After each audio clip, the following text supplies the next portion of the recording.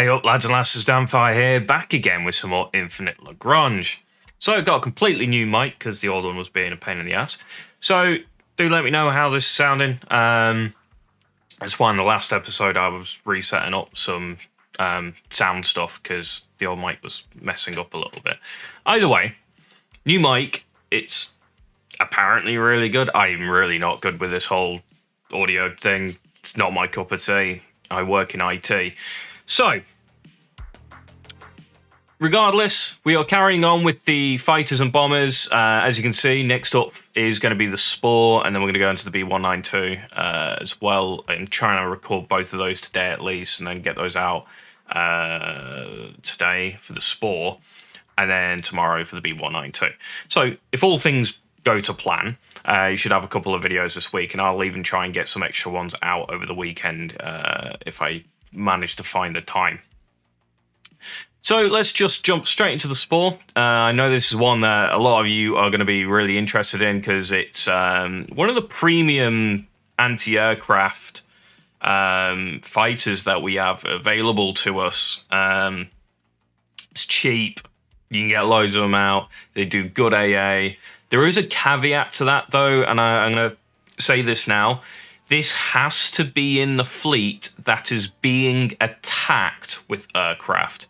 If it's not, it doesn't do so well. Actually, it doesn't do AA at all. If you fly this on the flank into a fleet that has aircraft, these will attack the frigates and destroyers, and you'll just lose sort of all your DPM and stuff, and they don't do any AA or pretty much no AA at that point. They are a sort of counter-attack, and I'll talk about why in a second. But yeah, first off, for me personally, I don't run into the armor systems again because just the buffs that you're going to get here, you know, the extra ship HP is not going to be that much. The chance of being hit by missiles and torpedoes not really going to affect this all too much. You know, the only thing this would potentially worry about is, I can't remember which wing Tassar it is, but one of the types does try and shoot this down with missiles. And then you're not really going to see those because they don't particularly do too well. So, first off for me is jumping into the weapon system just to get it, you know, in a functional ability to actually shoot AA. And first off, you need this strategy. It's going to cost you 9 tech points, but prioritizing fighters and interceptors is what makes it actually attack fighters and interceptors.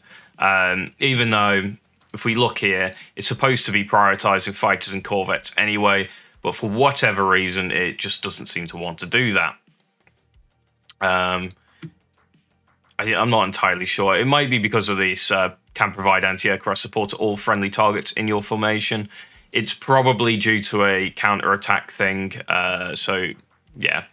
But this will focus it on fighters interceptors first, so it won't have to switch targets if it's out at the right sort of timing, and I'll talk about how you can get that as well in this video. So first off, focus on aerial targets, priority. You then want to take the increased hit rate against fighters, corvettes. This is really going to help it out like considerably. I then recommend reducing the attack interval by 3% and then going for the double cooldown. Again, we're doing this because, you know, 15 damage per hit plus 10% damage is going to give you 1.5 damage. You're not going to see pretty much anything going there.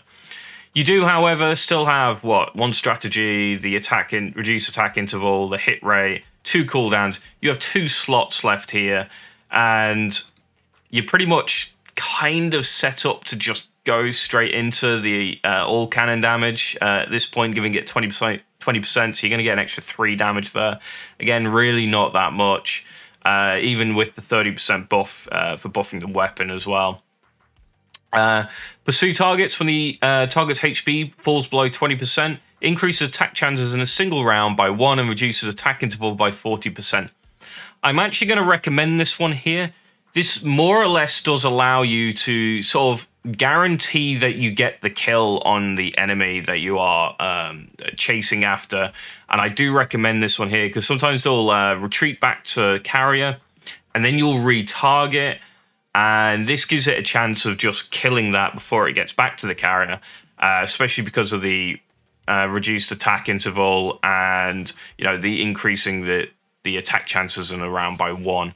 It's actually quite a big buff, so I do recommend grabbing pursue targets here and then finishing it off with the attack damage. There is an argument for taking the extra damage though, just so you know. After that, going over to the propulsion system, again, we want to try and stay away from the target selection time to an extent. So I don't personally take it within the Spore itself, and I'll make sure my carrier has a bit of target selection time. That's mostly to try and force out some other fighters in front of this, so this doesn't get prioritized first. So there is a screen of fighters to get through before these spores get targeted. With that being said, I go for the increased ship evasion first, filling up 2 of your slots, and I personally go for the reduced chance of being hit by missiles at that point before I pick up the target selection time, and I tend to ignore it on the ship itself. If your carrier doesn't have reduced target selection time, you may want to try and balance it by picking the reduced target selection time at this point. From there onwards, you can either increase the dodge rate against the missiles and torps, increase it even more, or you can go into double ship HP as with that, or you go into the triple ship HP. Either of these are really good options. Personally, I'm running the increased chance against missiles and torps and a double ship HP because the ship HP increases are much. You're looking at 10% at 3,250, so you're only getting 325, so 625. It brings up to about 4,000 HP, which isn't too bad. And yeah, okay, you can bring it up to just over 4,000. Closer to 4.5. I think maxed out it gets to around 4,500. And it's okay, but if something wants to kill the spores, they're gonna die because chances are it'll get shot by T-800 or something like that. And the defensive ability of fighters they're pretty poor, to be honest. It's just a shame we don't have any ships that can really deal with them. So yeah. That is the Spore. It's pretty decent. I run it in pretty much all my fleets. Again, just be aware this doesn't work in strikes at all, pretty much. Well, most fighters, bombers, with the exception of the Hayridden, don't work in the strike fleets at all. So you're going to be running this in fleets, and you're going to be running this one specifically as a defensive anti-fighter within your tank fleet or whatever fleet you want to send into your enemy first. Just make sure it's not in the flank fleet, because it won't do anything in that situation. So, as for Spore, really, really good. I actually quite like the look of this thing as well. I know there's something droney about it, and I just quite like the idea of unmanned aerial fighters as, in a sci-fi realm. It kind of makes sense, because it doesn't appear to be any kind of cockpit or something on this thing. So, I don't know. Does it say in the description somewhere? Probably not. But yeah. Great little thing. Definitely check it out. They're worth running. And yeah. Have a good one, guys. Don't forget to like, comment, and subscribe. And I'll catch you next time.